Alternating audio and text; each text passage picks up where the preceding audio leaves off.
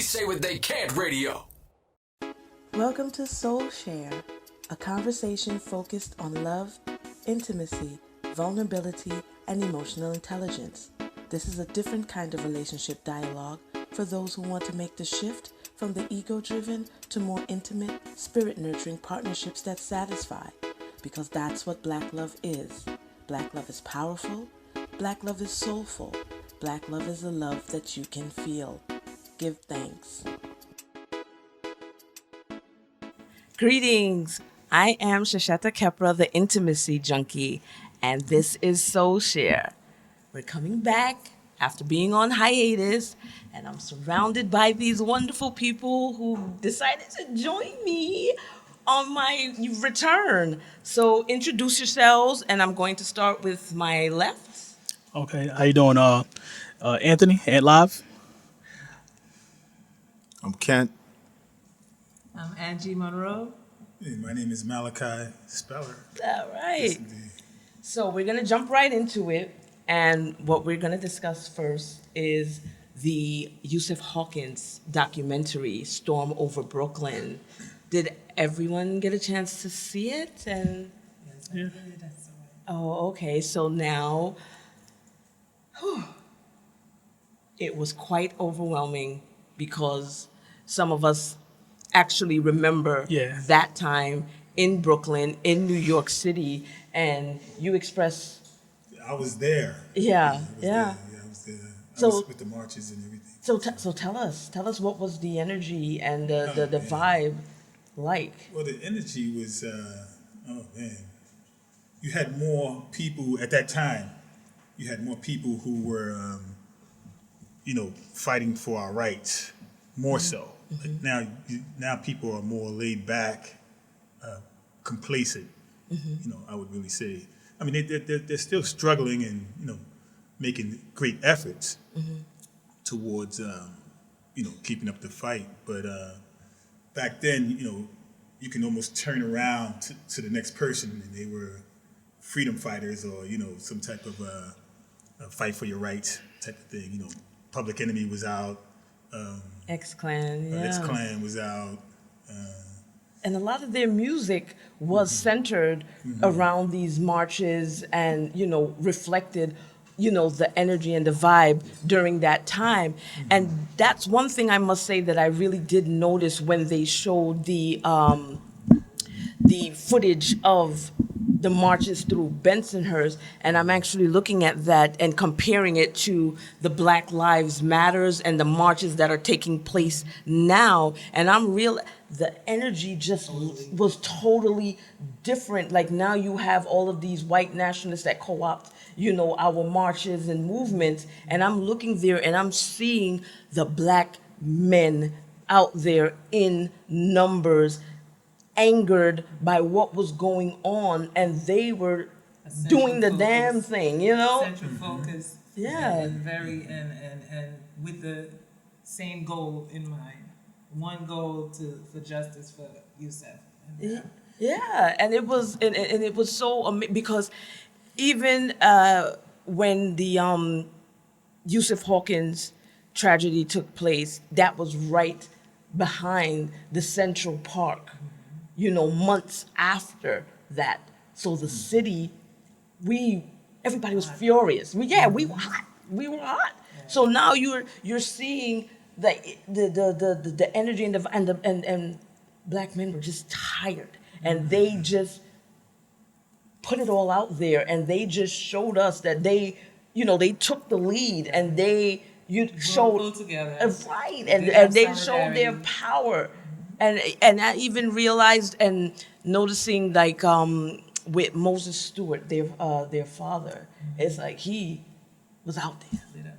Yeah, he on the forefront, and he just made sure that he did what he had to do for his son. And I was which was also a stark contrast to the fathers that were in the Central Park. And I was, these were the things that was going through my mind when I was watching the documentary. I was so proud of them. Yeah. I even had a different respect for Al Sharpton because Right.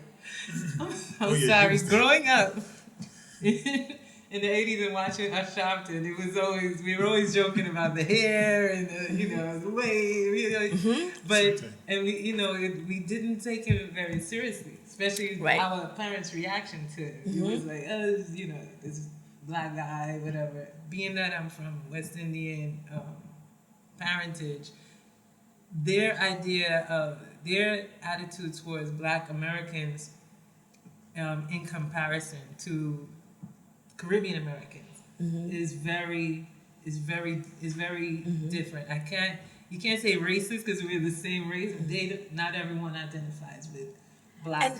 And that was one thing that, like you said, I had a whole new respect and a new understanding of Al Sharpton watching this, because he kept those marches blackity black black. And I think that's the difference between then and now. And he was very in your face. And I think that's why it worked, because he was very in your face, blackity black black. And he just, made no mistakes. He was unapologetically. He was in perpetuity. Right. This is who we are. If you don't like it, we still gotta say what we have to say.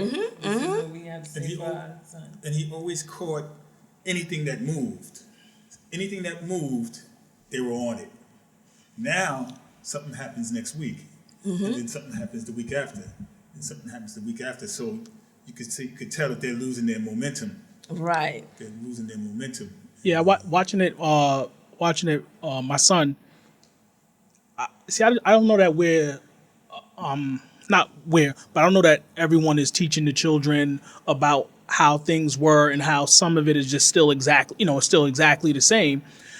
But even when I was showing my son, he was like, why would they, he kept saying like, why would they do that? And I'm just like, I'm in my mind, I'm like, they were always doing that, but I don't want to put that in his head, because in his mind, things have changed. Like from, they don't do things like that now. It's like they do, it's just not as visible. Yeah, not as visible, and they do it in other ways. But then it was just so overt and in your face with what they did to him, and how they were kind of like, all right, whatever, and not really like, and weren't really apologetic about what they did to Yusuf. And that was the next thing. When they went into Bensonhurst and you saw what their community was really like, and it was like, these people were, and Al Sharpton made a comment, and he was just like, I guess because he's not from the South, he didn't think that level of racism existed in New York. And and it I must say that I guess I might have been naive. I might have been naive because I was just like looking at that. I'm just like, wow, these people, and they were unapologetically racist. Yeah. Well, at that time, particularly that time right there, when that thing went off with Yusuf Hawkins, those were the white people who ran from Fort Greene projects in the 60s. I remember when I was a kid, I remember like 1967. I remember white people at that time in Fort Greene saying, "We're getting away from you niggers, and we want to get away from so far from you." And so it was more of us in Fort Greene, but we could remember them saying, "We're moving, and we're going to Bensonhurst, and we're going to Coney Island, and we're going to Bay Ridge, and we're getting far away from y'all." And so by the time that situation, now mind you, even that time right there, 67, 68, the Black Power movement was strong, and I can remember white people running faster than Negroes. Real talk, real talk. Nobody knows this story. White people used to run faster than Negroes because black people used to chase them down the street, knock them upside their head, bust them upside their head, rob them, steal. Oh man, they went crazy in the 60s. And I was right there, had front row seat. And so, I'm from Fort Greene. So it's like, groups of people would go down to Junior's and just wait for white people to come out. Just to rob them. This is when we had our own bank. This is like on Flatbush Avenue where Citibank is right now, around 7th Avenue. We had our bank there around that time, early 70s. that was run by our community. We Yeah. had our own schools. Yeah, So yeah, it it was- was more black schools. It was more black power. Everybody had afros. You know, everybody wore dashikis. So but I can remember white people running, just running away, saying we getting far away from y'all. But then by the time, so I didn't really experience too much of the racism, as a kid. Then I grew up with the Jehovah's Witnesses too, so I really was like oblivious. But then I guess that kind of plays into what one of the women in the community, in Bensonhurst community, was saying, and her quote stuck out to me. She was like, if they would behave themselves in this neighborhood, maybe they could walk the streets and be free. And that struck me, that she had that real sense of entitlement to think that, you know what, I don't like your behavior, or I don't think that you're well behaved, so therefore you don't have a right to come into our community. Right. Because and the way they just protected their community, because it's like, no. And the we kids reflected that. That's what the children did too. Yeah, exactly, Like, these guys exactly. were coming and they were prepared. But then the woman, I guess, who's the center of it all, Gina Feliciano, she threatened Keith Mondello with black men. And it's like, when you use black men as a weapon and say that I'm bringing a group, 20 to 25 black men and Hispanic men, because they said it was supposed to be black and Latinos, and say that I'm going to get to come here and cause a riot because she was rejecting Keith Mondello. So now you don't want to deal with him anymore. So to get him off your back, you threaten him with black men. Yep. And men of color. So it goes to show how we are weaponized. Yeah, exactly, Even exactly. in the military, all the wars, front lines, and this goes back to the wars and being militarized and being weaponized and weaponizing ourselves too.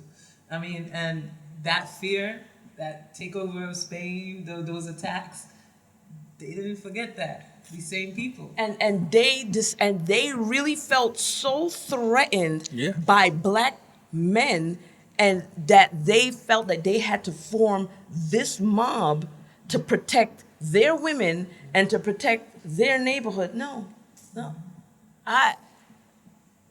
When you actually see behind the scenes, and with this documentary, it just opened up a whole new perspective to what was actually happening. And to what we see on the news. Yeah. The news reporters, I was like, cursing, listening to the news reporter. Like, these fellas think they could just come, this whole thug thing. Yeah, and it was like, here, the news reported it as a love triangle between her, Gina Feliciano, Keith Mondello, and Yusuf Hawkins. And it's just like, here he is coming to support a friend, just to accompany a friend to get a car, and now he's just caught in the middle of all of this. And I think that car store, I just believe it was a lure.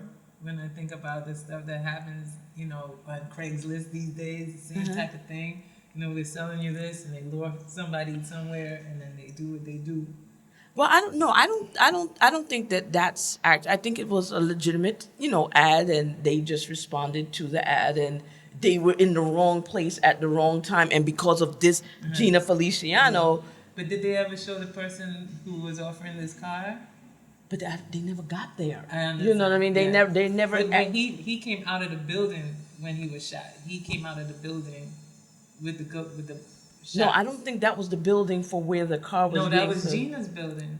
Because she lived over the candy store. They just made a stop at the candy store Oh, to get. so he came out of the candy store. Right. So he was in the doorway, because now they're being surrounded by this mob of 30 white guys with bats. So he's in the doorway, and then he's the one that got shot, and it's like, so now he's stumbling out of the doorway. So I just.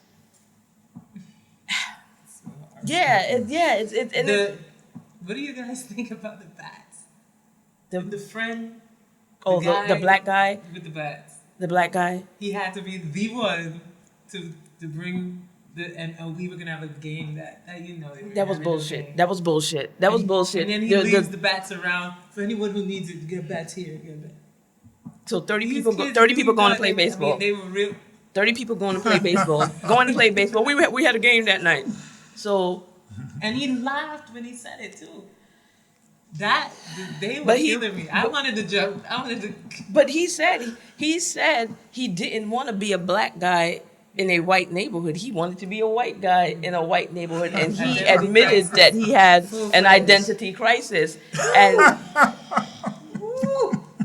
If you But saw this video- here's a question though, because I mean, I understand the historical impact of it, but my question is like, one, who's protecting us? Like they formed a mob instantly against a threat that a perceived threat, right?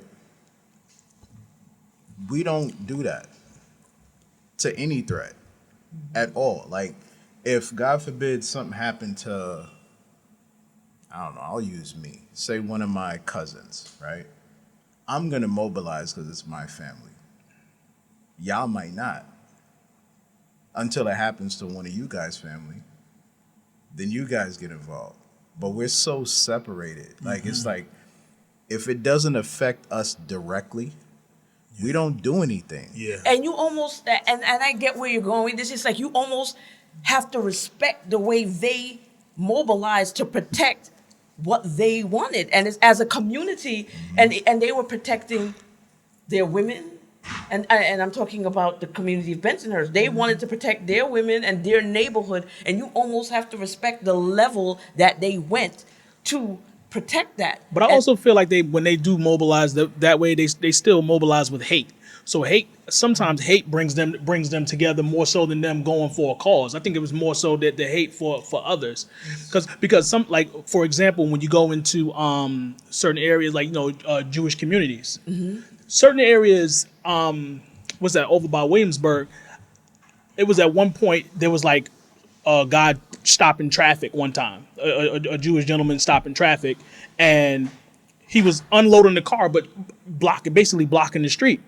And then a bunch of them, it was a black lady talking to them like, oh, can you move your car so we can go around? And then they all just formed up and was like, oh, he doesn't have to move his car. And it was just like the way they were doing it was just more of an attack that when they grouped up versus it seeming as if they were just like, oh, whatever, because they were attacking, they were cursing, and they start like throwing things at her. And it was just like, yeah, they mobilized and they stick together, but I don't know.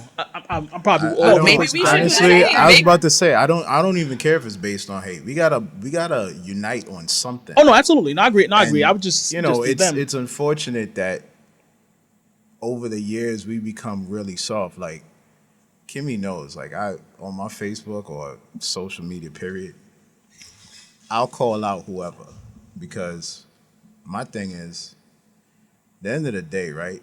All we got is us. Clearly, like on the planet, black people are the most hated people on earth. Absolutely. Period. We know that, but we don't act like that. We're so inclusive of everyone, every culture, everything. That's to our detriment too. Yeah. However, we don't protect first of all, we don't protect our women the way those white guys did. We don't do that. We don't protect our neighborhoods at all. Like I'm talking about where's our group of, it could even be women at this point. Where's our group that protects our interests? Where's our leadership? We talked about Al Sharpton. I got thoughts, man, But I'm not even trying to bash a black man today. but everybody had that opinion. But when did you actually watch the documentary? I didn't get to see it. Right. Because So of the now- news. We had that opinion because of the news. and Right, and how the media spins everything, and now, but watching it, like I said, he kept the march really blackety black, and he was able to mobilize that community the same way you. But here's a thought. Are we talking about CIA operative Al Sharpton, or are we talking about Don't laugh. I didn't laugh. I didn't laugh. I want to know who we're talking about, because the last time we talked about the Malcolm X documentary, and we saw how easy it was to infiltrate anything we do. That man got shot, and everybody's like, "Oh, there was like one mole." There were like 15 of them who were planted. So it was just a matter of time before he got killed. Al Sharpton himself, I don't know about now, but he was a CIA operative. So then how does it work? Like, you're saying he kept it blackety black. Okay, what does that mean though? Is he the wolf in sheep's clothing that's keeping it blackety black? Or is he really that black man who's like, something's got to give? And you can't answer that. Like, no one can answer that. So we got the white man on one side who definitely hates us, like wish we never existed. And then we got black men on this side who you're not sure about.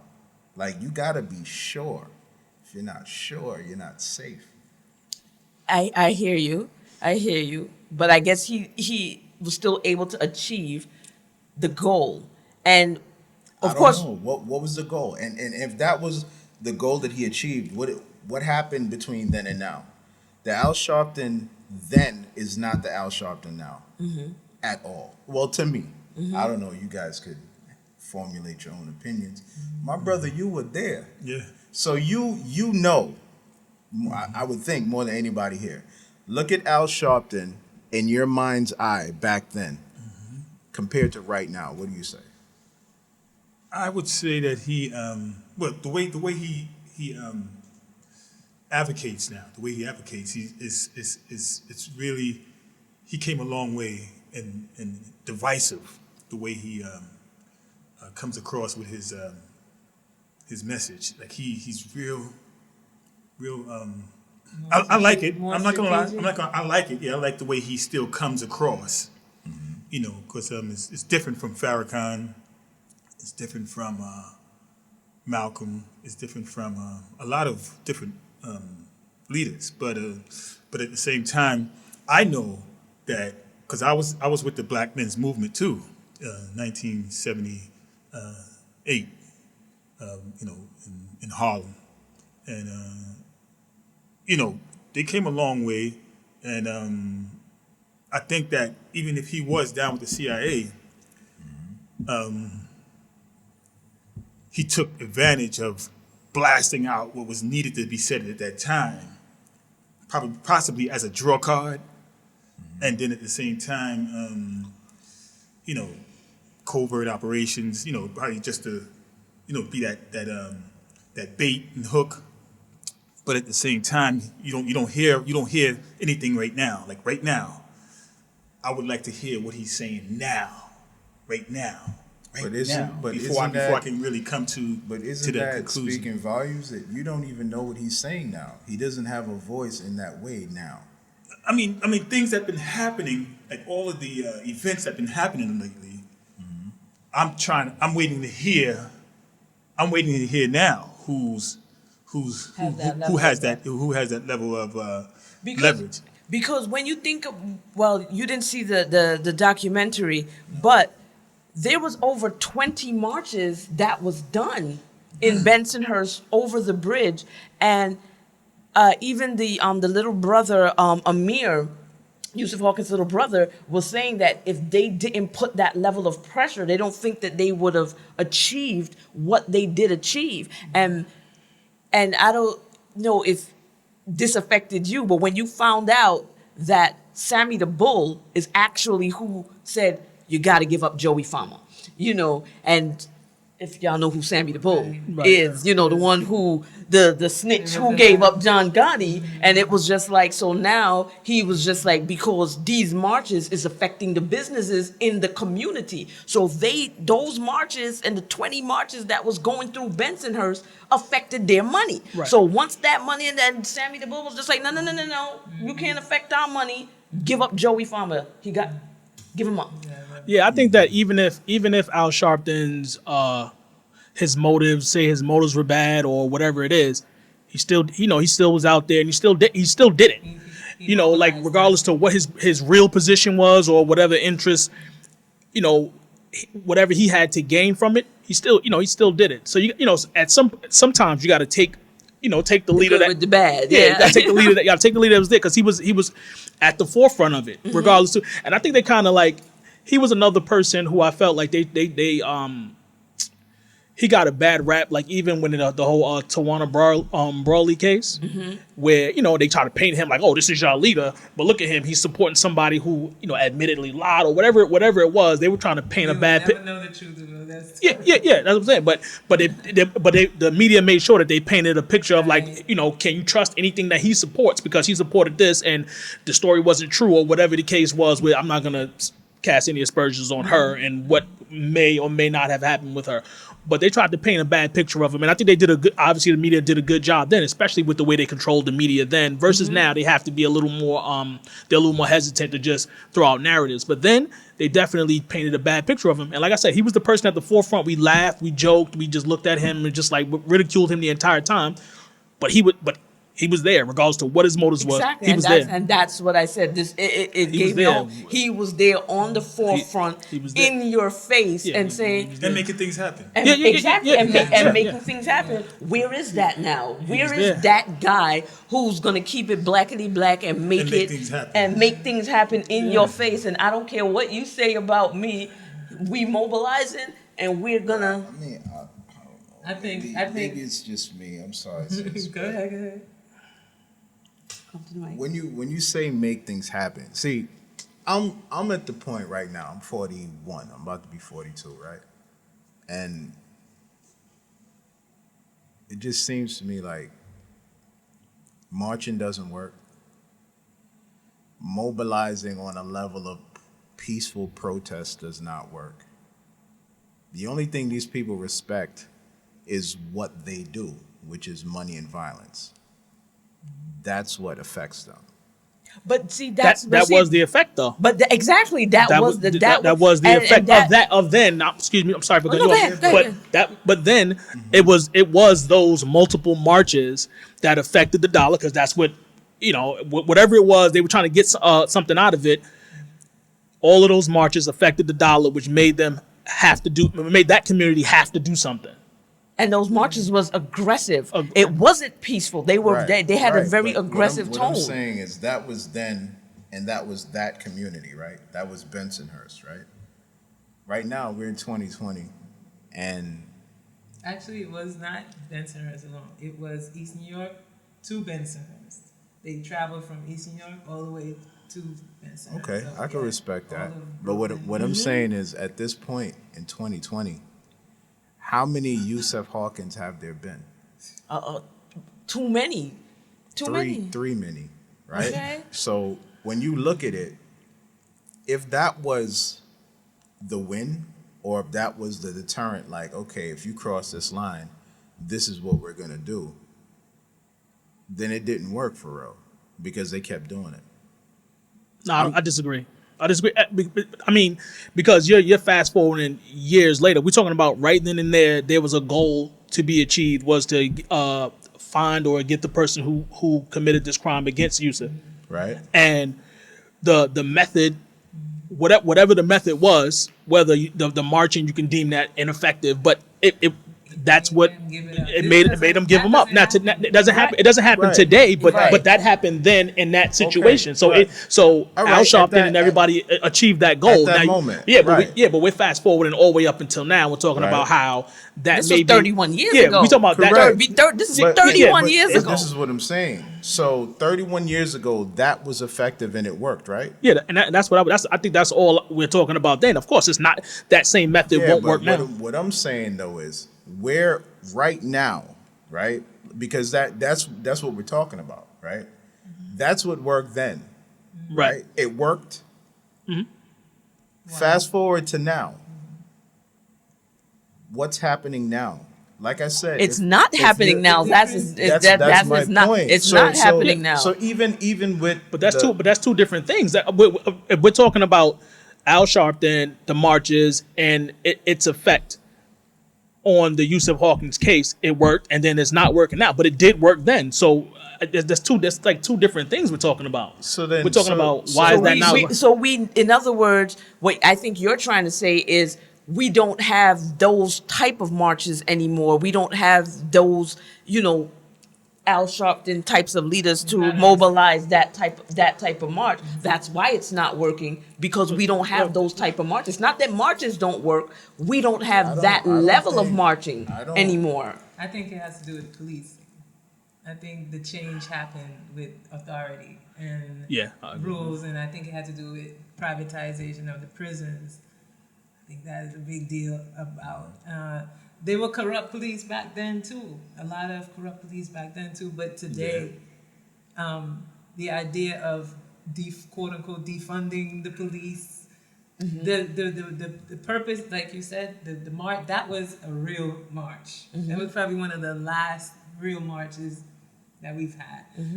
After that, it's all been a PR thing for socialists or for whoever is throwing a party, and it's all about switching from police people, police as groups, and switching over to AI police. That type of that change has happened.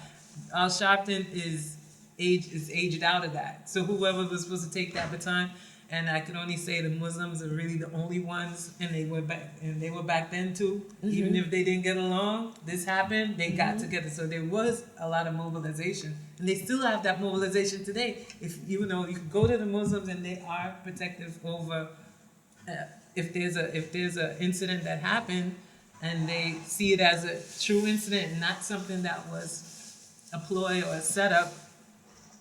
I think it's a matter of identity. I think back then, black people saw their neighbor as themselves. Like, this happened to this young man, that could have been my son. I'm outside. You don't even have to, I don't even need to hear the rest. Like, really. Like, yo, let's go. Justice. But you know what? Let's get to it. And that, like, as you say that was one of the things that I also noticed, like, when they talk about the dynamics between the boys, and they were always at each other's house, and the way families were together, and everybody in the community, because my hubby Alan lived around the corner from Yusuf Hawkins' grandmother, because on Hegeman that was his grandmother's house. His mother, they're actually from Bed-Stuy. So that whole community is like everybody's together, and everybody's at everybody's houses, and welcoming in, and the son, and with the grandmother as the matriarch, and feeding all of the neighborhood kids and taking care. So everybody was together. Yeah. That element is lost. You know what I mean? gone. Yeah, that element There's is no gone now. community. There's no community. Yeah. But one thing, like even in the '60s, right? It was a lot of troublemakers. It was just something in everybody's blood.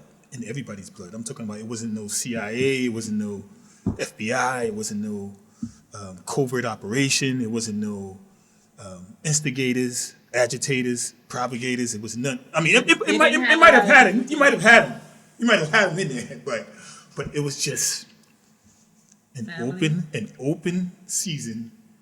I mean, you was born a troublemaker. There was so many troublemakers. I mean, you could walk outside. You mean different gangs? It was just so many. No, it was just so many troublemakers. I mean, the entire Brooklyn was just troublemakers, just born troublemakers. Everybody was troublemakers. Believe me when I tell you. You can go outside and you were getting into a fight with somebody in this. Whether it was next door. It had some type of unity in the '60s, but it still was. That got purged out of us, bro. Yo, it was so many troublemakers. It got purged out of us because nobody wants to be the angry black man or raise an angry black man. So that kind of got purged out of you. Like, you can't be that guy. You can't be that troublemaking. Everybody who has some level of gangster in them is probably in prison right now. No, they dead. Matter of fact, almost all of them is dead. And if they ain't dead, they in prison. And if they ain't Right. not in prison, they got a real good job. And this is, I mean, I wish I can do a documentation with this because I actually know so many guys who was really I on mean, the in front the line 60s, we had Vietnam. gangsters. And then these guys came back home in the 70s. Right? No. I'm talking about No, I'm about saying little, in the I'm 60s, talking about, I mean, I'm talking about why kids. there was a change. What Okay, caused the change? okay. They had Yeah, they had Vietnam. a lot of different Then they had the Gulf attitudes War. because I don't They had different. I don't want to say what I'm going to say, but So go ahead, say but, no. Just say it. it was We say some what guys they with can. some guys who knew what was going on, like whether it was CIA, FBI, all that type of stuff. When they came back from Vietnam, guys who saved my group were Vietnam vets who actually came to us and seen that that we were killing each other in the 70s and the 80s, Scarface, that whole everybody killing each other. They would actually come and just get $300 from us, or tell us to gather some money together and go right over to the Triangle gun store and just go buy us shotguns and say, yo, you're gonna need them. And it was just like that. It was just like that. They would buy us all shotguns and I guess they knew that my group of individuals weren't into the troublemaking, because I'm telling you, it was so many troublemakers. Man. That's a big thing. Yo! He came out with a gun, but everybody had bats. That also marked a change. We didn't used to come out with guns. We used to have knives, sticks, rocks. Yeah. And all of a sudden, it was guns. Yo, but And he it was- knew he and I knew think he knew that's he knew another what was reason coming why down the pipe. we don't He knew what was coming down the mobilize. pipe. He knew what was coming down the pipe. So he made sure that he secured my group with shotguns and got us all shells and all types of shredders and all types of bullets, you name. And this was he for would what? always, and this was just to protect yourself. And he was basically telling us, don't use it until you need it.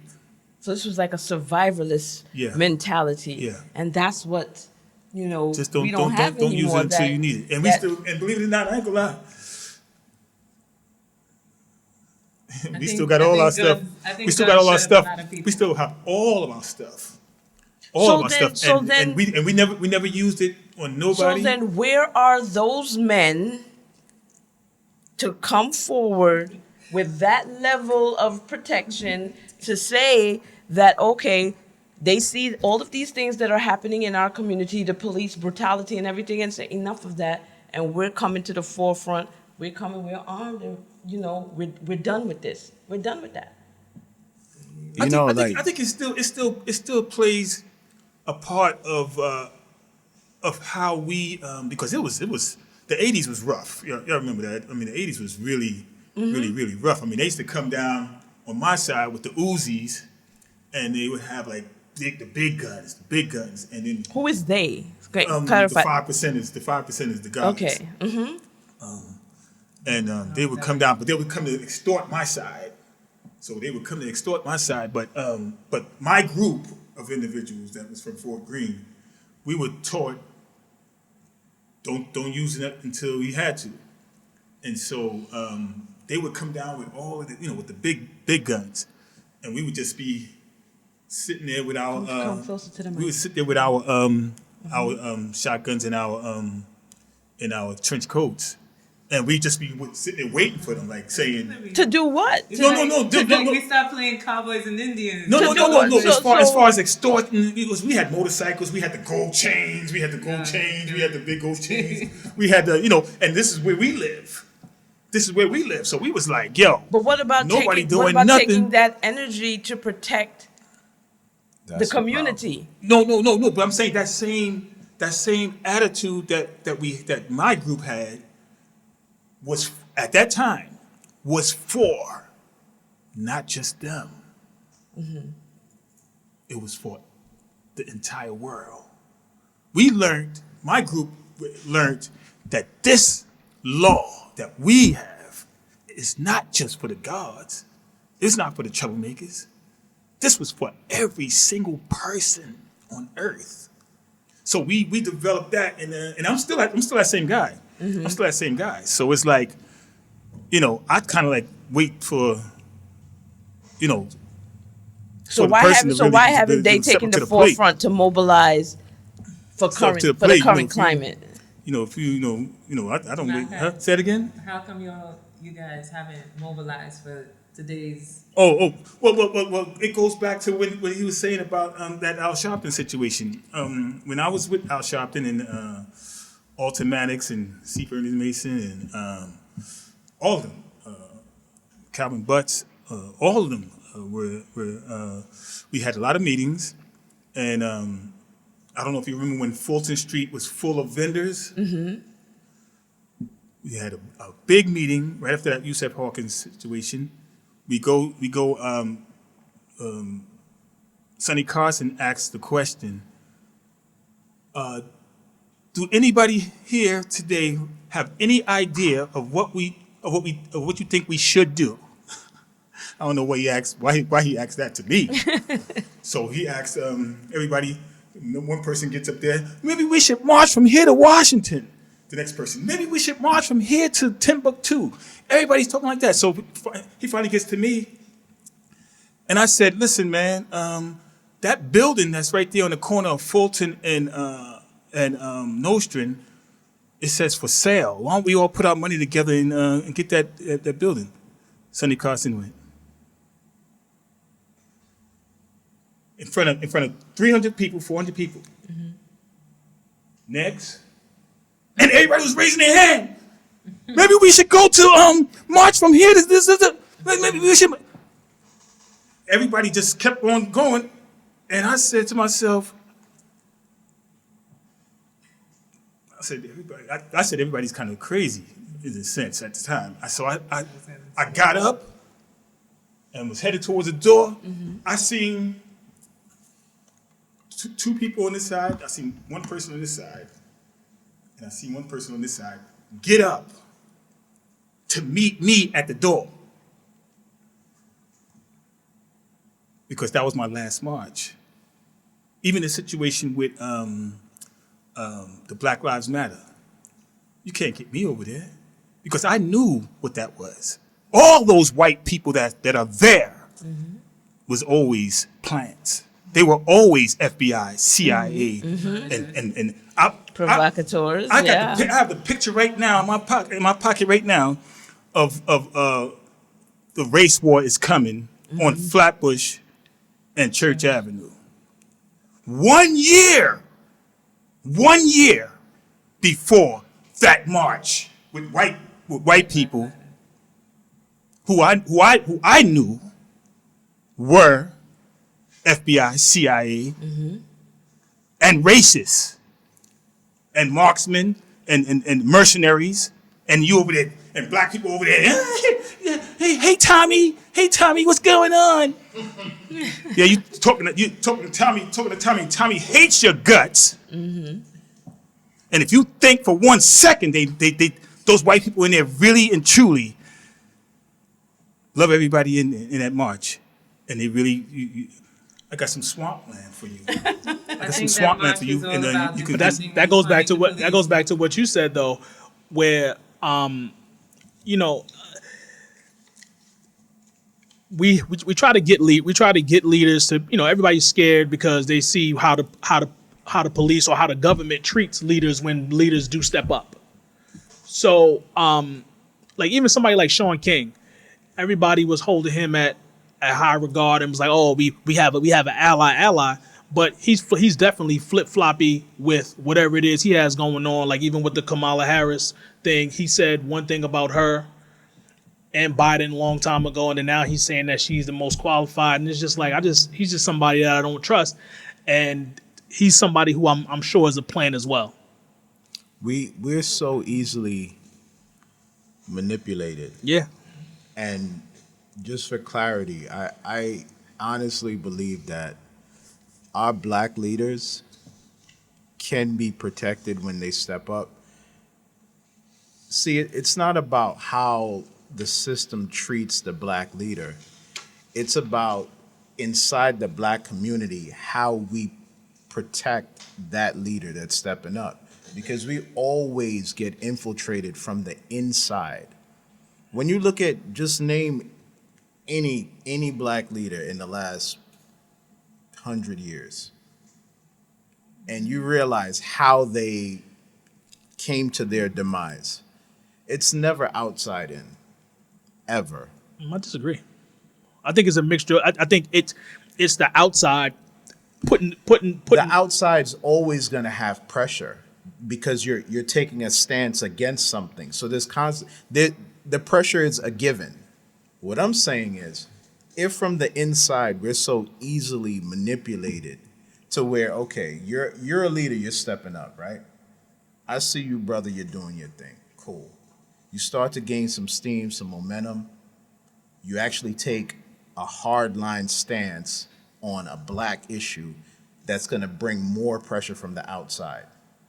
What happens at that moment is that one of us, four, that you trust, is going to be your downfall. That happens every time. Yeah, but one of the four will be somebody Somebody working for the outside. That's my point. Yeah, no, I'm saying, but that's My still the point is, outside. But why do we do that to each other? That's my point. I know that's you. I'm trying to help you along with it. It's still us, though. Yeah, because we're such a welcoming and inclusive people, and that's where we got to stop. That's where we got to stop. It anti starts that, from too. elementary school. Because I told the story before with the central park. When I was small in the 70s, because I'm old, but in the 70s, the police used to know us by name. Hey, don't you have a math test today? Better go on your test. That's how they used to act. You come home from school, how was that test? They watched, but we didn't know because they were just, they were like our neighbors, it seemed. Then the 80s came, different attitude. They were chasing down my friends in front of me, Marky, teasing them and running and chasing them down and harassing them. And there were young men in the 80s that were a little younger than me. I would put, they might have been just like 3-4 years younger than me. That means they were probably born in the 70s. They were being trained as babyface cops. Right now, today, they have children, school kids, 11 years old, 11, 12 years old, 12 and up, I believe, being trained to be investigators, to look and to be detectives. They're trained. You mean the undercover cops that were in schools? Yes. Right. Yes. They have that whole guys, unit. Yeah. These kids, they were babyface cops. I remember. So in my building, which I thought was the old world at that time, I remember a young guy start hanging out with us and I'd be like, where you come from? Like, you're not really from here. Where you come from? And he told me about he was a babyface cop. And don't tell anybody. And this guy looks very unassuming. Heavy, a little overweight. I had a cop friend tell me about that too. He was not cool. And it was like the whole 21 Jump Street thing, and it was just like that's real. Yes. He was right up in the heat of everything. Mm-hmm. Like I'm not even gonna walk because that's crazy. Or that's craziness going over there. He's right in the middle of it, and he's reporting. So. But I guess that because of the drugs and the crack era and but there was that level of corruption with the cops, because then you have where there was the documentary the 75th precinct where you have all of those corrupt cops who were actually part of the problem. In the they was the ones that was bringing in the drugs and everything and the guns and the drugs and the guns into the community, which is another thing where you have the whole Larry Davis thing where he was actually working for the cops, because I watched the Larry Davis documentary recently, and it was like he just got tired of that whole thing, and it was just like when he wanted out of the game, and then he was going to leave because his girlfriend got pregnant, and then the cops was just like, no, because he was leaving with the cops' money, and it was just like, no, they came for him because they was coming for their money. And then it was just like all of what Larry Davis did was in self-defense. So he shot those cops, 6 cops, and he got off on all the charges because it was all in self-defense. And I'm like, well, where is the spirit of Larry Davis, and why nobody? I think that's the other part of this that I think is major. When I say identity, right, I mean like we're outside every day. Like we got to be close to the same age, right, bro? If something pop off, me and you go at it. You're my ops, you're my enemy, right? And I will kill you. You'll kill me. However, if it's a white person, it's like it's a different entity now. Like it's not human to human. Like I'll kill you, you kill me. I legit see in neighborhoods, bro, white people walking their dog in their pajamas, and they will never get touched or robbed or even approached in an aggressive way by the hood booger dudes in the hood. That's what somebody said. Somebody said that what they learned about gentrification is that white people are safer in our neighborhoods than we are. They're not, safer isn't even the word, bro. Yeah, I know. They are held to a higher standard. Like they can legit be out there in flip-flops walking their dog, and not only will they not get touched, a hood dude will step aside so that they can, please. That's how we move. But eye your brother down and stare your brother down on the you same can street. kill me. Yeah. Forget the mean mugging. I don't care if you mean mug. I don't care. I'm 40, about to be 42. You can mean mug me till you turn purple. I don't care about that. What I'm saying is, why is it that between us, killing each other is regular? It's not even a thing. But the white person who's the true enemy. Because we're afraid of white people. But Even the bullets are scared. The bullets We're go like the afraid of bullets white go people. like when they shooting random every day, every year for years. It never right. hits. And One thing, by one mistake. thing I can say that when as survivalists, there's an instinct going. There's an instinct. These first set of white people that are coming through the neighborhoods, they're not just any white people just coming through the neighborhoods. One person refers to them as, oh, these are monitors.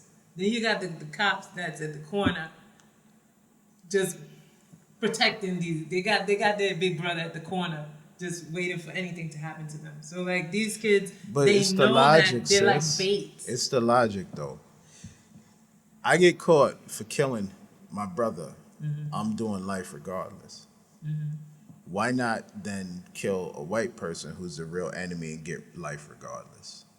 If they saw that white person do something out of line, they will react to it. Nah. I don't think so. I think No. we are afraid on I don't every level. I think the only we reason are, we won't do it is because the cops are at the corner with the big lights and they're being No, monitored. They I got don't think cameras so. all over the place. but Nah. they disregard those same lights to kill somebody black. First they Correct. break the lights. No, first they break the. You know what I mean? We And kill that's- each other. break the There's light. cameras Yeah, everywhere. exactly. And we There's will do cameras that. everywhere all throughout New York City, Look on at the every corner, look at the violence even in the now parks. with the defunding of the cops. Look at the violence this summer alone. In white neighborhoods, they kill each other too. This is the problem. I don't like to hear black on black crime because in white neighborhoods, there's white on white crime. There's yellow on yellow crime. Of There's red on red course. crime. Of That's course. not reported. So Yeah, when no, they kill, they but do there's a serial but there's killers. a difference. There's a difference though. Nobody used the term black on black crime. Right. Nobody used that. Nobody used that here. What we're saying, we know that there's every community has their level of violence. Correct. That's what a we're given. saying is, if you're going to be violent, because clearly in Bensonhurst, they're violent people.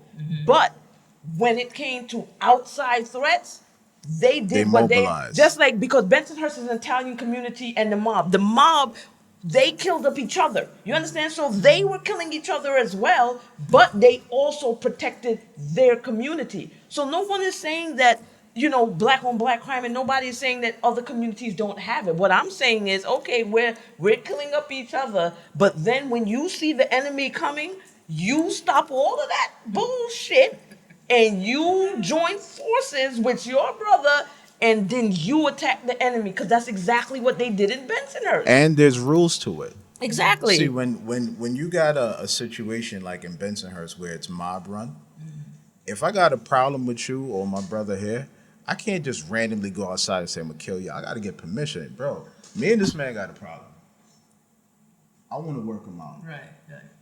What's good? And then they'll be like, yeah, he's, you know, they'll say used to off, be that yeah, way off with the limits, gang. or, I or gotta see you. get clearance. And like you said, me mug you, but I can't touch you. Because that's how it works. There's rules to everything. They have an organized structure. Black people don't have any of that. And on top of not having the structure, we don't view each other as literally, that's my brother. I can't kill him. We look at it like he's disposable. Like, he got a problem with my man. Yo, bro, he out here. What Can you I want me say to do? we are mixed up? We're not nations anymore. Like before, we would have that nation. We would have our gang separates. We would have our families and everything. But then what happens with? What about the other? A couple of years ago, they brought a whole bunch of kids from like Pennsylvania, or the worst gangsters, like from a group of them, from like 100 gangsters from one state, just dump them in the neighborhood. You know what I'm saying? Everything gets mixed up. There's no honor. There's no more honor because it's like dog eat dog, and then that's what's. I think that's why that's happening. Yeah, and I think and that goes to like, I you know, don't even know I know the term Black Lives Matter have got, you know, got a little convoluted over time, but that's the thing. We don't value, we holding other people at a high, you know, a high value versus 100%. ourselves. Yeah. And I also think like with me living, because I grew up in Brownsville, and speaking to some of the children, ones who are dead, or you know, who are dead now, or the ones who have gotten themselves locked up, talking to them, they feel like there's a possibility with killing someone in their neighborhood or killing their brother, that there's a possibility that they won't go to jail, versus 100% if they were to kill a white person or somebody. Exactly. Yeah. And that's true. they The told- chances of killing, they feel that, oh, well, if I kill my brother, nobody's gonna care. The police don't care They don't really anyway, care. so I'll get away with that. Versus Absolutely. you think a white person, you like 100% is My jail brother- Because time. we're afraid of white people. My brother is 3 years younger than me. He was notorious. Him and a whole group of individuals. They used to rob every single white person downtown Brooklyn. They would just rob them, hold them hostage. You know, this is like during the 70s and 80s, and they would just get away. After a while, they start. You know, they had surveillance, and they started apprehending those groups because they was just rampant. They was rampant. You know, they would be on trains, hold the whole train hostage, hold the whole bus hostage, and they used to have a field day, and we robbed white people. Okay, so sooner or later they caught up to, you know, those groups, and then they did like about 5, 6, 7 years, and then I can remember my brothers coming back home and saying, you know, because I was like, yo, why you robbed, why you snatched, what's the name, pocketbook? You know, the lady next door pocketbook. He's like, man, because, man, yo, the jail, the white people, they told me, they said, look, hey, man, you're better off robbing black people. The jails taught all of the criminals that you're better off robbing and killing blacks because you'll get less time. They told them that. Yeah. And my brother who And was I notorious. can't remember. He I saw that in a He movie as actually- well. And he I can't actually, remember the movie that they said that, and it was like an Stop. older man training a young Some boy say it's to identity, rob bro.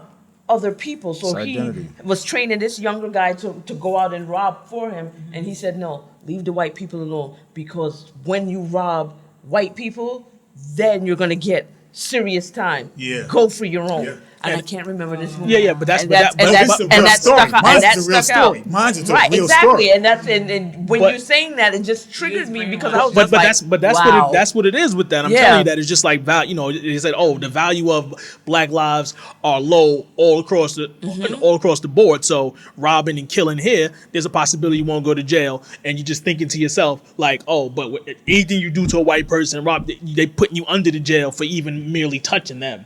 So I think that's why the mentality is like that, where they don't even harm. Like I said, these white people just can roam the streets, and you're like, why you moved into this neighborhood? Like this neighborhood, I'm like, this neighborhood is kind of rough. Yeah. But Right. not to them. They're like, oh, they get to move about freely. Yeah, Versus us, the the kids neighborhood are we grew up in our whole lives, we still gotta, you walking through there with your head down. And this is what I never understood. Like, okay, with people, it's like, why are you so angry at gentrifiers when you want to flee your community? When you're ready to buy your house, you're looking to leave your hood and you're looking to go infiltrate their neighborhoods, rather than invest in your own community. But then you're mad at the white people who move in and say, okay, well, I'm here. And we don't move to their community to maintain whatever status quo they had. We moved to their community to destroy it so that they could come back and get it back. Look at Canarsie. Anybody familiar with Canarsie? When I was, 10 years old, Canarsie was where the white people lived. They had houses.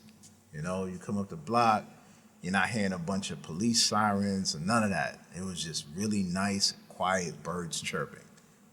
People from my community, the Caribbean community, our parents work hard, could afford a house now, get a house out there. Man, people my age went to Canarsie and tore that shit up, man. Yeah. And now look, it's like they don't even call it Canarsie no more. It's called the Floss now.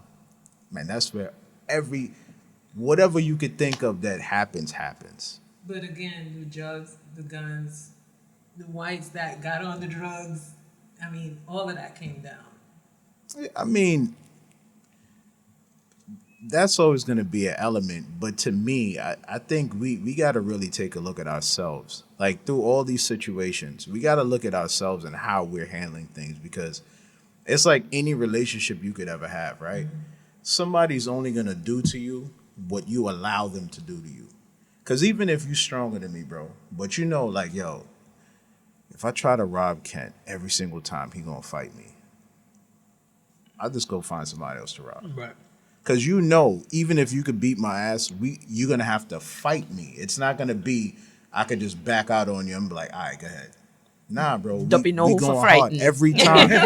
Every single time. And then you're going to say to yourself, yo, I'm going to just go find somebody else that's easier to rob. Because that dude, he's just like difficult. And that's how we have to be. We have to be difficult, but we're not difficult. Oh, yeah. And that where is that? I wanted to say something to you about what you said about being mad at the gentrifiers. My issue isn't with them coming into the community to live, right? The issue is you come into the community to live, and then you want to change it and have it acquiesce. They wanted to acquiesce to how they want it. For example, but people move. But if we were more together, then they can want what they want, but it's not happening. No. So for example, the Biggie mural. Mm-hmm. There were people who moved into that community and then wanted the Biggie's mural removed because people were it became a hot spot for people who want to come and take pictures in front of. So they did a whole thing where the building manager was gonna have it removed, and it wasn't until the neighborhood, and they had to really get politicians involved to not have it taken down. But what I'm saying is, you move into the neighborhood. Okay, the way it is. I'm not saying that that's not something that needs to be cleaned up. You move into the neighborhood that's there. How dare you move there and then because they have a sense of entitlement. Oh no, absolutely. So now when their entitlement needs to be met with Black resistance. No, and that's what needs to happen. And so what they need to understand is how what I've learned, and this is from other things in my life, is to get what you want, you have to make people afraid not to give it to you. It's like, you're going to give me what I want because you're going to be too afraid not to give it to me. Right. So when they move into our community, they better be too afraid to even ask for the fuckery that they want, because they know that they're going to be met with black resistance. But you know, with them, they have the unmitigated gall to ask for things that you wouldn't even. They you can wouldn't ask even, for it, but then we come with our unapologetic blackness and say, "Fuck you! This is, you came here. You respect the rules of the hood." But, and that's but, it. but my issue with that, but see, now we were saying taking issue with them. My issue with them was it was being considered, like they were considering taking it down. Not that it's this big thing or something. But that's the problem. The But that's the problem. yeah. The fact that we even consider that, it's like, no, you move here. But there was you a white. find it But there was suck. but there's a Leave the it suck. building manager. No, the building manager is a white man who was considering, because these white people wanted it down, was considering taking it down until politicians had to get it. What did you It wasn't. say? What did you say? You said a white building manager. If we own the property in our own hoods, it can't go so. That's how that would work. And we Correct. sold But because houses. we're so busy, when we get a little piece of money, we want to jet out of our hood. This is why that happens. And now the property owners in our hoods are other people. So that's why that was even taken into consideration. If the property owners was us, it would be like, fuck you. Not when to you mention, ask that. Not to mention, white people move with this thing called confidence that I think black people lost as well. Entitlement. But it's confidence also. A white man shows up knowing who he is and what he can do, even if he can't do it. Like He's gonna Karens. try. It's like how we say as a joke, right? We say if we see 3 black people start running, like say me and you are talking, and we see them start running, we're gonna run too. Yeah. It's because we're used to being victims, like deer. When deer hear something and one runs, they all run because they have this response to predation, right? A white man, even in movies, when a white man hears something, even if it's the dude with the chainsaw, they're like, "What is that? Let me go see what that is." Yeah. And But their levels of fear. because they're the alpha, bro. This is what I'm trying to show you. They're the alpha predator. If something comes by a lion could go approach it because a lion feels like I'm the king of the jungle. So if he hears something in a thicket, he can go look at it because it's like, what is that? Yeah. And if it's a threat, I'm gonna just kill it. Because he knows for sure that he is the king. A white man can do that. We look at it as being crazy, but it's not crazy. It's because they're confident in who they are. Black people, disagree with bro. that. I disagree Black with people run No, because I they're scared, agree with bro. that. We are afraid. No. We are afraid. But their confidence is coupled with the privilege though, and Of course. no, I'm saying, but security. no, that's what I'm saying. Yeah, so Of course. no, that's what I'm saying. So so us not being confident is because we go into things and we're usually the victim, so we go into it as a victim versus them. They go into it as already a victor before even starting it. Yeah. Yeah, so they Our so- situation is conditioned. yeah. Our situation, I would say, is Yeah. conditioned because And there's Totally. their Anything- confidence is yeah, conditioned because too. no, but I understand what And you're they saying. and they feed off each other. The confidence and the privilege. It now it's unstoppable because as you go now into any situation, like you said, you're coming into a black neighborhood. If I went into a white neighborhood, I'm not trying to come into that neighborhood and be blasting Sizzler, Buju, Biggie, Pac. When I get there, I'm gonna be on some. I could play that in my crib, but I ain't gonna blast it too loud, even though that's me. That's not the environment. A white man comes into an environment that's foreign to him and just says, "Yo, all this is cool and whatever, but I'm doing this." They And that- don't you know they what, don't that- try to That's- fit into You shit. know, And that's that the annoyed me privilege. because I had an ex. That's I had the an ex who privilege. lived in Park Slope, and he, this Jamaican guy, and when he would come and pick me, when we would go to his hood, and he would turn down the radio and he wouldn't blast. But when you come pick me up in East New York, you blasting your music. And I'm like, why do you do that? And he, because it's that. I was just like, no, that annoyed the hell out of me. It's just like, no, if this is what happens to me in Queens. You blast your music and be unapologetic about it. Why are you afraid of? Look, let me tell you. Man, listen. On the first floor, I live in it's a 2-family house, so it's a white family on the first floor, and it's us on the second floor. So what'll happen is we live like on a dead end block, so it's so quiet that people come back there to smoke weed. They be having sex, doing all types of stuff back there because it's so quiet that they come back there. But then there are guys who, like, when the white lady comes out and see them, they'll get in the car and kind of drive off. When they see me, they be like, "Oh, that's the bro," and just feel like they can continue to do what they're doing. It's just like, no. It's like, no. It's still bad that you're smoking weed in front of the house. I live here too. I come out and they be like, "Oh, nah, that's like, no. I've got a baby in my hand." They're still just kind of like, "Oh, nah, he's because cool." we're afraid of white. We're afraid of white people. I don't think he gets that yet. We're afraid of white people. You don't understand. As thuggy, as gangster we're as we say we are, we're afraid of white people. People are afraid of white people, bro. We are. We're afraid of white people. You sit there. You ask any black landlord, any black property owner that has black tenants, okay, and they'll tell you the amount of difficulties that they have with their black tenants. But those same black tenants, they will not do what they do to other types of landlords because they're too afraid of their lawyers and being up in court and going up against them in court. But they're going to try to get over on their black landlords. The inverse is true too. Yeah. If you got a black property owner or a black building owner that's renting to a white person, if that white person has a problem with their faucet today, that shit is fixed tomorrow. Let your black ass have a problem with your faucet.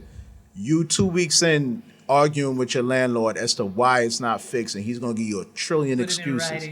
However, if it's a white person, first of all, the conversation is different. The respect level is different. They even change their voice when they see who it is calling. It's not like all right, Kimmy call me, yo, Kimmy, what up? Oh, ain't nothing. Yo, when you gonna come fix my shit? And we be talking like that. Let her be the white man calling about his phone. Oh, good morning. Yeah. Oh, yes, Mr. Matthews. Oh, yeah, right away. I'll be. Can I? Yeah, no. I'll have somebody come down right now, and they'll cancel Christmas to go fix that faucet because they wanna make sure that white man is happy in that apartment. Because they're afraid that white man is going to take them into court, and they know that going into court, a white man versus a black anything, they don't stand a chance. So they don't want that smoke against a white person, and that's what it is. Because I know me. That's one thing I take advantage of with my Catholic school. As soon as I put a pen down, I don't hear any complaints, nothing like that. If somebody knows you know how to write, they will leave you alone. Exactly, and me, I'm a writer. You know me. When I don't, and even my son knows that. He was just like, "Mommy, you had to keep it okay." Oh, he knows that there's trouble about to happen. Anything when I said what? What? Whoever. What? And they what?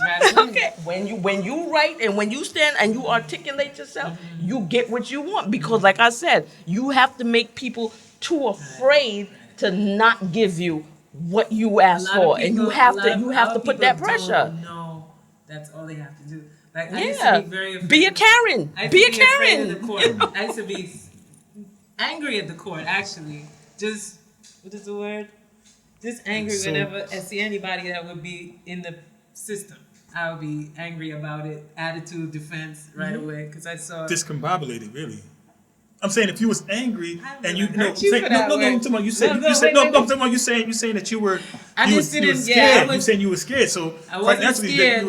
I was angry and always on the defense going to the court system. But then down to the point where my emotions be so high that I'm breaking down crying like they trying to take everything from me. Then I realized how it works. Like you gotta go in. They empowered. like you if you get them some work. Like if you sign a paper that says, I'm gonna adjourn because I can't make it today, and you sign the paper early enough and you submit it, they're happy because they got another day to work. Like, it's only the pen and the paper. Like, you just put everything in writing and you get the results. attention and the results right. That's Ownership, paperwork. Yeah, and that's what it is. It's true. It matters. They used to they smile when they see paper. Oh, great, bye. See you next year. I want to move on. I want to move on to another topic. Did you watch the stuff that I sent out? Did anybody watch all the? Did you watch the entanglements, the Jada? I saw that. Yeah, I saw it. I saw it then. No. The links that I sent you, the full videos of everything. But no, I didn't look at that. I'm saying, but I saw. We talking about the full video of. I sent. You see, I go through great lengths to research Here and we send out everything. I Here sent we go. 2 videos of Will Smith and Jada Pinkett discussing discussing the nature of their relationships on the Red Table Talk. Then I also sent the full video of the Angela Yee interview with August Alsina. I sent out. But what I'm saying to you, I think you're missing it. I told you that I saw both of those things in their entirety. Not whether you sent it My to us, apologies. but I saw it though. That's what I'm trying to tell you. I saw My it. apologies. I saw it when those things came out. That's I what I'm trying to tell you. concede. You got turned up for nothing. Is that not what I said? I was like, I saw them. I just didn't send. I didn't see them I from your concede. link. and you got the wrong man because he's seen it, but I didn't see it. So you should have cussed me out. Well, you know what? Let me shift that energy to you then. And she put it right to me too. She said, Shift the energy to you. So that I apologize to you, but then you hold that. Then you hold it now. I saw it. Yeah. So The now, only thing I needed, what I'm saying, the only thing I needed to watch was the Yusuf Hawkins. I didn't see that until you said to watch it, but everything else I had seen already. So I was like, I only got my homework. Only got one homework. okay. You said Homework. had me crying. I was crying. That hurt. 80s was hard. Okay. So let's talk entanglements. I like it. So You like now, No. I'm just like, I don't know. So can we speed? Can we speed right to if she's a predator? okay. Or do Right. we- He Right, got no, thoughts. He got thoughts. Go ahead, bro. You got thoughts? Okay. Yeah, I'm saying right to it. Man, we're on the same page. Yeah, that's what I'm saying. Cause Christopher, are you joining the conversation or? Week 1, I am strictly viewing. You got me on camera now. It's all about y'all. Okay. We have another mic here. I see. No, another one. I'm watching. Okay. I feel like you just look at the age disparity, and I just feel like if the roles were, you talking about genders, if it were reversed and it was a guy doing that to a young girl, because he's a young man. You know what I mean? He's still a grown man. He's still a grown When man. you say doing that, what do you mean? To get someone mixed in, basically mixed up in your marriage, because you were still married, whether y'all were having difficulties, whether y'all were exploring other things. Marriage is still marriage until you're not. You're married until you're not. But they don't consider themselves married. That's why I asked you, did you watch the full video? Yeah. Because they don't define themselves as married. They define themselves as having a partnership because they reject the whole concept of marriage. That's That's not bullshit. no. That is key. I didn't They even say reject that. I didn't the- say that it was bullshit. I'm saying to you that You mumbled it. Come on. I disagree with how they're trying to. It's like semantics. Like, oh well, we don't really. You are or you aren't. No, but no. Because you have to take the timeline. So when they did their show discussing what the dynamics of their marriage was long time ago. Then they had a show where August Alsina was also on Red Table Talk, Right. and the nature of his introduction into the family. And then you have the show where Jada addressed the August Alsina Angela Yee interview. So now it's not that the show that where Will Smith and Jada Pinkett Smith defined their relationship was in to rebut the whole August Alsina thing. That was already done. That was long before that. So now you can't say that that's not valid. They defined their relationship completely different. Jada made it very clear she never wanted to be married. She only got married to appease both her mother as well as Will Smith. She never wanted to be married. The whole concept of being a wife, she rejects that.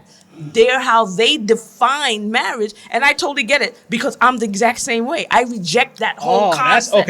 That's okay. Now we get into the root but of there's you a lot agree. of women that do, and I think that's what a lot of people really miss. There's a lot of women who don't want to be wives. Right. But in my opinion, not you and Jada's, in my opinion, you're married or you're not. So they got married, so she is someone's wife, even if she rejects the premise. You're married, you are someone's wife. If you reject then don't be a wife. Get divorced and then go on and have some extramarital affair. But that was. You know what? I So hear that, you. Wait. That your problem is that They she didn't cheated. get divorced. No. But she didn't cheat. No, she but didn't no, cheat. hold on. I'm just so trying let's to no. figure out- Let's make that clear. She didn't cheat. Hold on. She Hold didn't on. cheat. Give me, what I'm trying to figure out is what the brother's trying to say. You're trying to say that you started with a gender thing, saying that if it was All right, so throw that out. Throw that out. So then you said something like if the guy had did it to a woman the way she did it to him, and I asked you did what? And then you started talking about she's married. So if you're married until you're not married. I'm just trying to figure out what exactly are you saying? What I'm saying that she's married to Will Smith and she had sex with this young boy. he's not a young boy. Yes. All right. Then forget it. She Somebody else talk. she met him as his.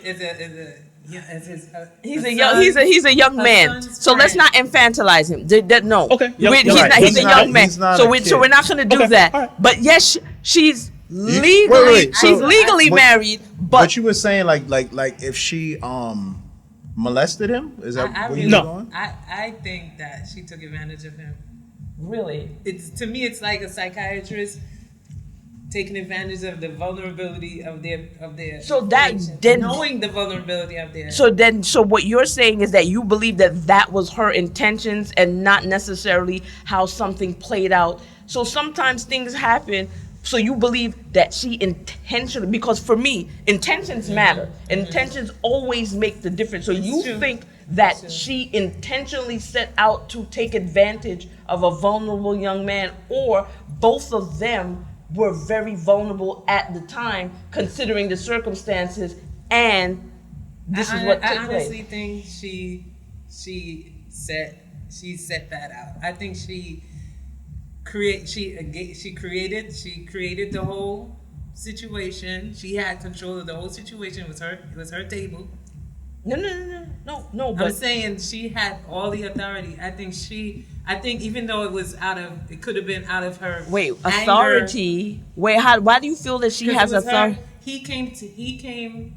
I think her counseling him, her helping him, and when he came to her and talked to her about his But it wasn't issues, just him. That's why I asked that everybody watch all the videos. It wasn't her counseling him. He was introduced to the family as because of his addiction, and so he was actually. It was her mother, Jada Pinkett Smith's mother, who's also somebody who was dealing with her addiction and had 20 decades of sobriety. So the grandmother, Gammy, was the one who was actually his guide. And that's how his introduction was to the family. He was introduced to the family to guide. So within that, something took place. So Yeah. it wasn't like he was introduced. Something took place. An entanglement Listen, took man. place. This is how I feel. You know? I feel like, first of all, it's very important to note that he was not a kid. That's Absolutely. That's critical. Absolutely. You don't think that's critical? No. I just feel like age, like, you know, I know plenty of people who are of a certain age, but still their minds are They still. don't have the maturity. But with regards to sexual encounters, age matters. All right. Because there's actually like laws and stuff. So Yeah. age Okay. definitely matters. I mean, So- and again, that's good. Yeah, so that matters to me. The second thing, I also feel like where two people who are going through things, where they meet, it's magnetic. Like, because that's where the attraction lies, right? Like, Because they're vibrating and they're on the same yeah, frequency. like you're they're on that the because same frequency. You're going through something. I'll use me. I won't use you. I'm going through something with my wife, and we're having a really tough time, right? Just nature, the universe says, the day I go to this bar, I'm gonna meet that chick who's easy to talk to because my wife isn't easy to talk to. That's just how life works, bro. Like, well, for me anyway. You're gonna find yourself in a position where whatever that the lack is or whatever the strife is in your particular life, you're gonna find that you're automatically attracted. Like, it could be a room, like 1,000 people in the room, and you'll beeline for that one chick in the corner Absolutely. because the energies are right there. And it's like, it's undeniable, bro. So at that moment, and I didn't watch the whole thing, but I'm just saying in my life experience, Jada's going through something in her marriage. This young man is going through something in his life. Where they met, their vulnerabilities kind of meshed, and they kind of like seen some kind of comfort in each other. Like, you relieve me and I relieve you in a way. Responsibility to this young man. If it's her grandmother or her mother, whoever was counseling him, or just knowing, it's like you have a church, right? The pastor has his children. His children have some authority, even though they have some status in the church, and they have a relationship with the members of the church. There's a thin line of protocol. Like, don't overstep that boundary, because it's taking. But neither one of them have issue with what took place. No, So he's not. It's just like I just posted something about a young girl who's that's too far-fetched. This girl was 16, was groomed since she was a teenager. But he wasn't groomed. That's the difference. He's not groomed, and he wasn't Right. he He's wasn't not underage, underage, and and it's none of that. he's a grown man. So it's not that. These were This is what people I'm saying. that That's what I'm made a conscious choice. So the only responsibility that you have is to your own authenticity, to where you are at that point in your life. This boy was her son's friend, right? Why you keep using those Because words, he was boy? young. He was just over 18. He was just between No, he 18 was and not. 20. He was in his 20s. He was wasn't not. in the He middle was of his- not he in was his like teens. 20. He wasn't even 21 yet when Yes, they met. he was over 20. Let's When not they let's met- not let's when not they met, they infantilize. No. when they- Okay, can I ask a question though? whole I thing is- just want to ask Boogie. So y'all don't feel like that type of age disparity? Forget about stop calling him a boy, and I definitely need to stop doing that. Like, and we're talking about someone being of age. I still think there's a responsibility of the older adult. Everybody's adults, but of the older adult to not. I agree with that. I don't wanna- agree with where you're going. Yeah, I don't want to say pray because I don't feel like you Right. pray. No. Yeah, but I agree with you, bro. no, that's what I'm saying. I agree. just There's- feel like there's that. no disagreement there. But what I'm saying is, at that, because this the thing is humans, right? Like, everybody had some kind of situation where they're like, yo, I shouldn't be doing. Like, same thing, married woman. Like, you're a dude, you meet this chick, y'all kicking it. You know she's married, bro.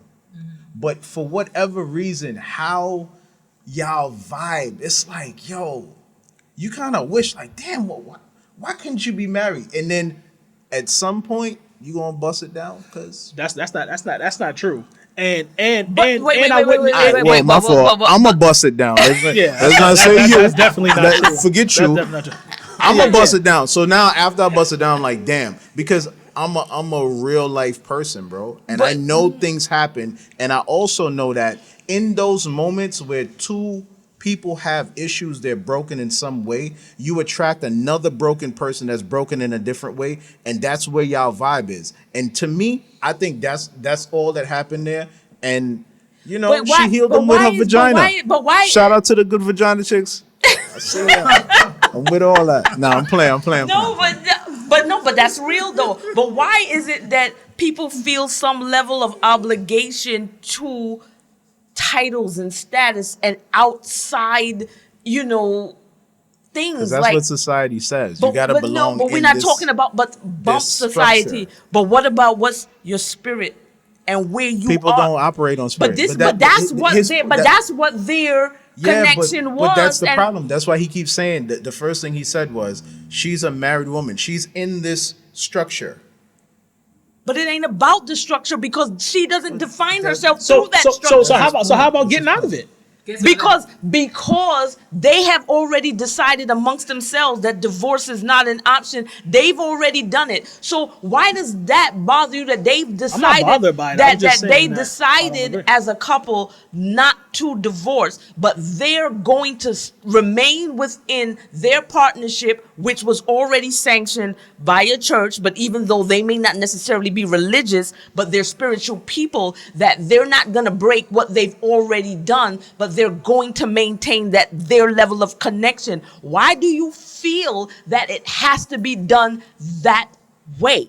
They decided that as a couple and as partners, that regardless to what, they're going to ride it out without compromising their family through thick and thin, and they're going to ride it out. Okay, so if you're saying you're going to, aside from the title, you're going to ride it out, which means that you guys are going to still be together as a couple. Forget married, as a couple. So as a couple, that's two people. You inviting someone else in But they both Right, because they decided that even though they have their partnership, they understand that each person in that partnership has their own journey that they have to travel. And I'm saying I disagree. I reserve Why the do right you to disagree say, with that? Because I feel like going to what he said, there's a connection with someone across the room, even though married, whatever.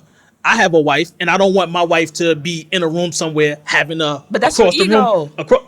But that's your ego, and that's your possession, and that's because and you one- feel and that one- you possess, and you have to control your wife because she has that title as your wife. But they don't subscribe to that. Is what I'm telling you. And I'm saying You that I did, but you missed do. it. Yeah, that's what I'm saying.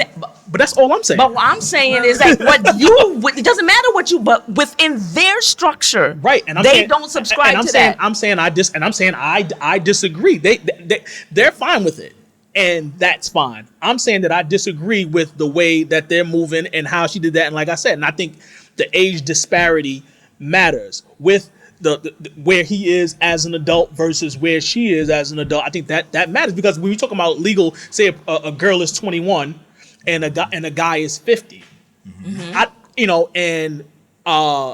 do know some 50-year-olds have the same emotional intelligence as a 21-year-old. Yes. Okay. Yes. Okay. And I also know that there are 21-year-olds who haven't even matured or haven't even entered adulthood mentally yet. Okay, age-wise, you crossed the threshold of what is deemed an adult.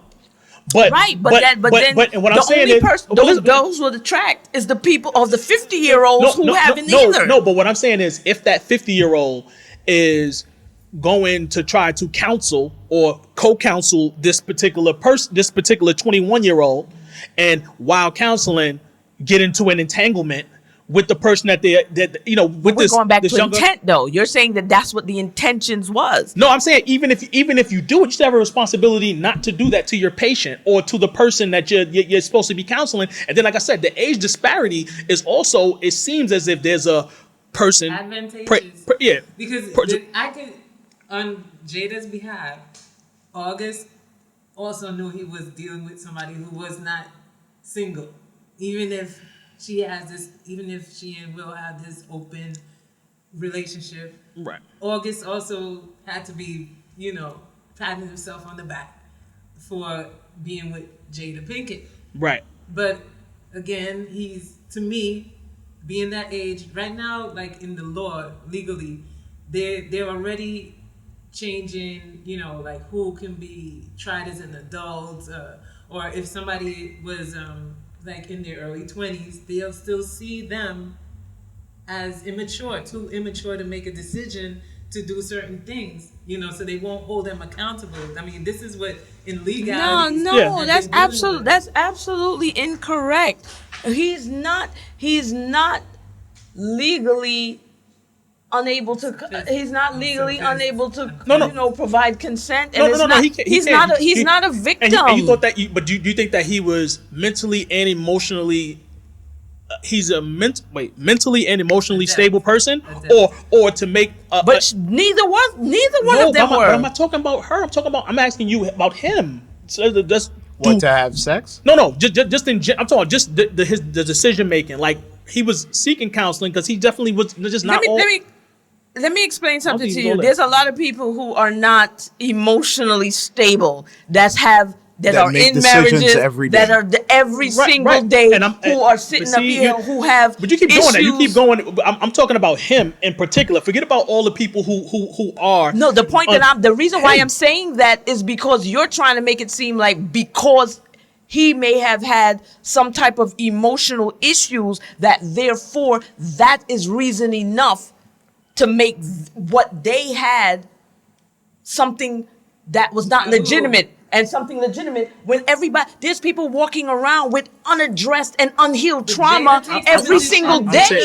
Every single day who's still in marriages, who's in relationships, who's engaging in sexual activity, who haven't addressed their trauma, I'm just saying, who are drug addicted. My son is 15. Now, when he turns 21 and there's some 50-year-old counselor talking to him, I don't want this person But you're saying 15 and 20, No, I said when he gets. I said when he turns 21. You just pick and choose what you listen to. I said, bro, but when he even turns even in your example, when your son's 21 and this 50-year-old is bad, your son gonna bust her down, bro. I'm just keeping it a full buck. Right. Exactly. No.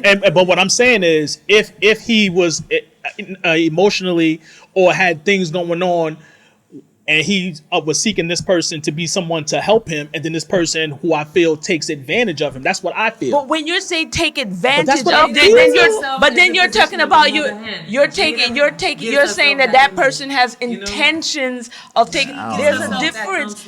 When you say somebody taking advantage, that's intentional. The way you describe it is like she's walking around the crib looking at him like he's a snack. Like they go August, bro. I'm gonna tear that up. This young boy. She walking around half naked trying to seduce him, like that chick in that Boomerang movie.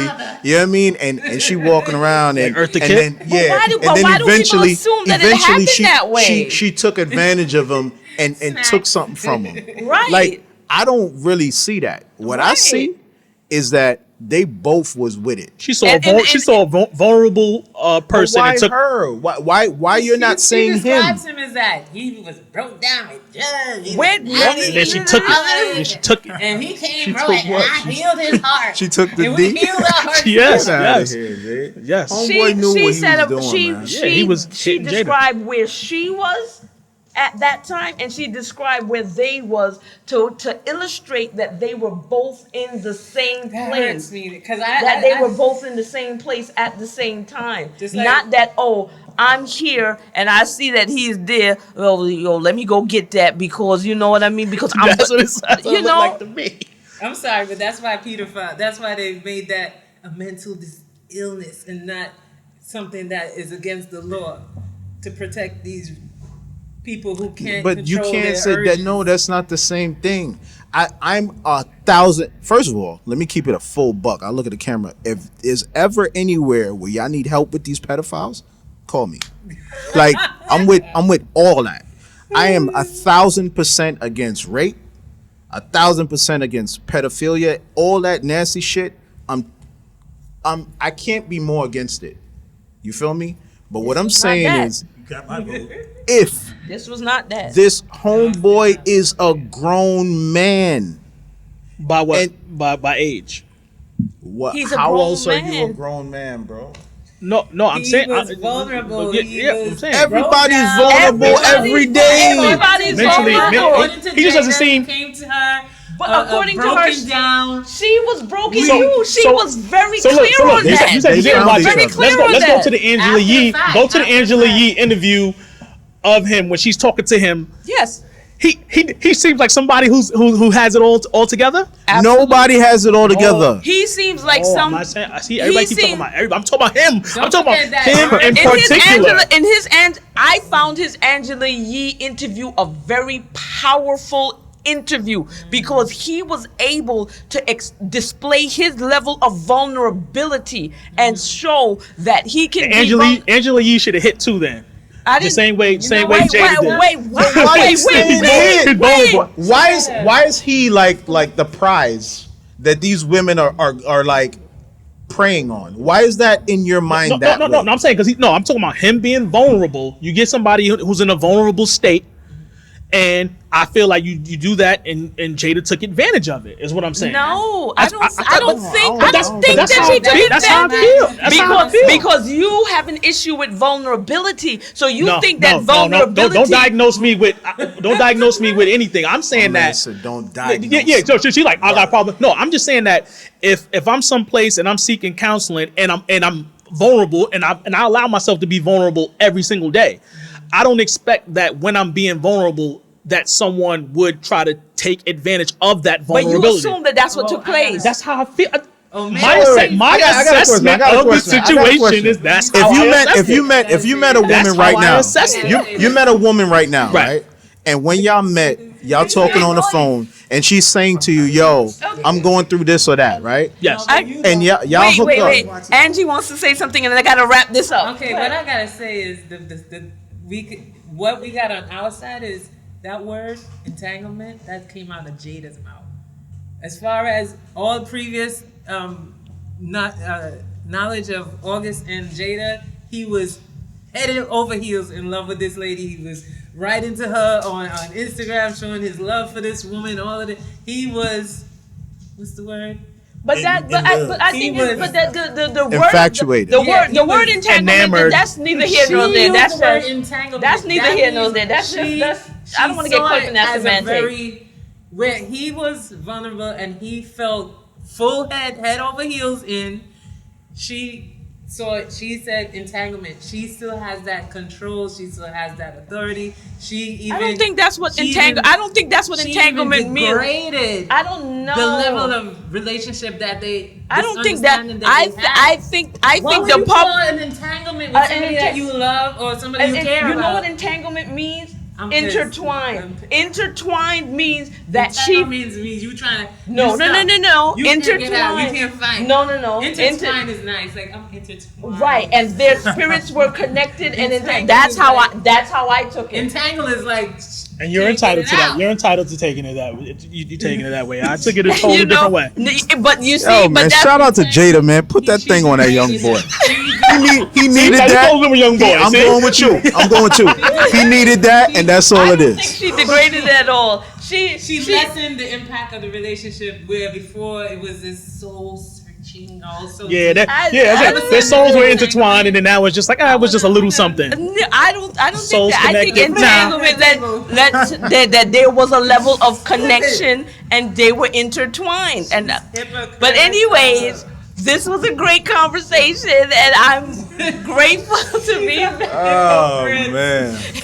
Leave them young boys alone. Young men, okay, Boy. young men. So Yeah, he's just a boy. Will was pissed when Will was not pissed. Will knew what it was. Will knew exactly what it was, and, I'm he's had sure it. Will bust down a couple things too. Thank you, Like, thank you. He said he did. He's looking at her like, yeah, you're gonna get it. That's not true. Get That's not what? true. They ride together, they die together, and it's just like bad That was- marriage for life. They Will is good. Will is good. Will is good. I'm sure he alright. Yeah, he's alright because Will can go anywhere and do anything, but he's choosing to stay. And he showed his level of vulnerability. Yeah, that's why I he didn't even showed bring his him level up. of vulnerability there as well, and his level of dedication and commitment to what their partnership is. Yes. So people thinking that Will is some kind of victim and Will is some kind of simp or anything like that, that's BS. And I bet that he did more entanglements exactly than what she did. I bet my whole bag. And they're all wrong. He didn't call it love. I'm saying all entanglements are bad. He didn't call it soulmate. Yo, man. Nah, they necessary. I like how you think, and bro. you know what? I'm gonna end on this note, and I think a lot of people need to speak to their elders who've been married 25 years or better. If you think your grandmother and your grandparents they ain't have a couple of entanglements, then you are very naive. But what if they when y'all didn't? sit up there with uncles that look totally different and no, come on. But what if when they you didn't, got that though? one light-skinned uncle in a didn't. family of dark-skinned people, so and you you don't believe- think that I know you said you Granny had had to wrap. an I know you said you had to wrap it up. Come on, but you don't think that there's people in our families that believe in the sanctity of marriage Of that course. that didn't do those things that you're describing. Of course. when Granny is at church and grandfather is out there playing dominoes and doing everything else, that deacon who should go take this plate of food on a Sunday that's bad. over to here. He used to bust down grandma. Exactly. That's bad. Okay. That's bad. Exactly. Yo, entanglements are more normal than you think, bro. Take this That's plate bad. of food from brother such and such. Because he used That's to who bust getting grandma busted. down. Exactly. And every time Because grandma grandfather- cooked, They got no faith in Granny. No faith in Granny. Exactly. She said entanglement to save face. in front of her Exactly. Yeah. Exactly. Entanglement 'cause No if she faith in said- Granny, man. Huh? bro. They got no faith in Granny. Bro. No. Yo. You think they got 50 years without entanglements? I believe so. No. Will would have You flipped are on me. naive. You That's- are naive, and you think they Bro, got 50 That's years bad. That's without bad. entanglements. That's bad. That's bad that you think that. No, That's bad. No, Bro. it's not. That's bad. That's bad. I talk to my elders. That's why I know. And I'm saying, but let me ask you a question. If I talk to mine and they tell me no, then why is that? Only your opinion and your experiences no, matter. you're right. I'm Nah, not saying, bro. You're absolutely I, right. but You're I absolutely think right. entanglements You're absolutely occur right. more No, absolutely. than you No. even know about. Exactly. Because these older people, August did the not things think they of that do, as an Exactly. entanglement. August did Right. not think of that as I'm an just saying that. entanglement. I know that sometimes He it was does ready and it to says marry doesn't. this woman. he was ready not. to marry a married woman. No, he was Really? not. No, absolutely Will. not. Absolutely not. Did- But anyway, we got to wrap this Okay. up before Right, Maroc what? starts yelling at me. So we're He gonna. was wit. He was wit. So thank you for joining me on my return from my hiatus. I hope She was that you guys will come That back. was some old box, man. That was old box. She put that Sorry, thing yeah, sorry, on yeah, that was old box, man. Old box. Old box? Yeah, that was Old box. fall make good soup. What do you mean? It was a jacket. No, we're done. That's old box. Old box and got him like that. That old box had homeboy twisted, bro. What you talking But about? he was twisting when he got there. And when she put that thing on him, he was super twisted. What did you call it? The Lazarus pum pum. Yo, I brought Break it it back from down. the dead. She Yo. brought it back from the Lazarus pum pum. Break it down. I Break put it that on down. my Facebook page. Everybody was like Levitated. inboxing me. Levitated. Yo, if you can't manage them women, bro, leave them alone. She brought him back from the Lazarus pum pum. He got a whole new. His career has been reborn. He It got hasn't. a whole. It hasn't. It hasn't. Look at that table. All right, I know you said you got to wrap it up, but not You hasn't. don't even on that table. You know they were on that table. Yo, let's get out of here. Yeah. Can I wrap this up, please? I should have started with the entanglements. Okay. This is Sesheta Khepra, the Intimacy Junkie, and I am signing out. I love you guys so much. Thank you. Thank you for making my return amazing.